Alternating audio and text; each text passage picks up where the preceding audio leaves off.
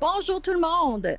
Bienvenue dans mon salon, dans ma maison. Mon nom est Jacinthe Ouellette. Je suis psychologue du travail et coach. Aujourd'hui, nous allons parler de l'importance de maintenir les mesures sanitaires. Alors, imaginez une belle passerelle, une grande passerelle qui représente votre santé, la santé collective.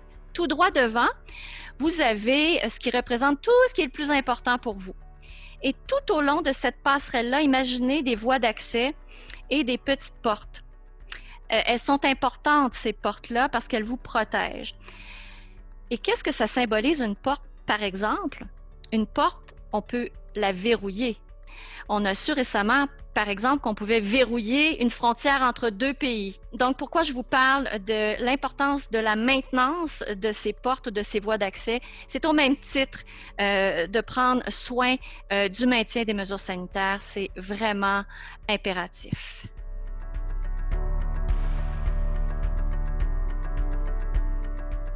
Pourquoi c'est important d'assurer le maintien des mesures sanitaires?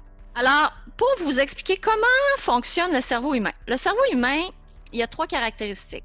Il est paresseux, il est économe en termes de gestion des énergies et il a peur du changement dans un premier abord, il se braque et il dit non.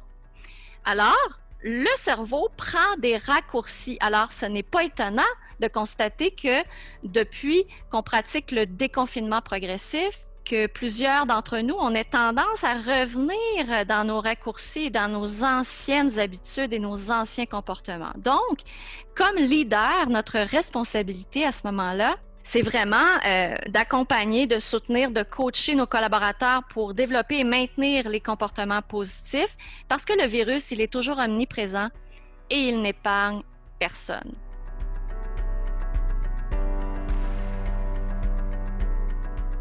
La première question que j'aimerais vous poser, c'est est-ce que vous êtes un modèle intègre?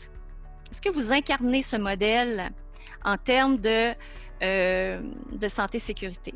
Maintenant, est-ce que vous êtes à jour au niveau de la nouvelle information? Est-ce que vous la communiquez fréquemment aux bonnes personnes et au bon moment? Est-ce que vous avez du temps et de l'intérêt pour soutenir et coacher, former, outiller vos employés à ce qu'ils maintiennent, développent et maintiennent les nouveaux comportements? Est-ce que vous impliquez vos employés dans la recherche de solutions créatives? Et ma dernière question, c'est est-ce que vous seriez capable de me nommer qui sont vos champions, vos leaders positifs, parce que ce sont eux vos influenceurs? Alors, pour terminer, je vous invite à rester à bord du navire. Ce n'est pas le temps d'abandonner le navire. C'est super important d'avoir des membres d'équipage extrêmement mobilisés, focalisés. Et rappelez-vous de rester en mouvement et que c'est tous ensemble que nous allons réussir collectivement.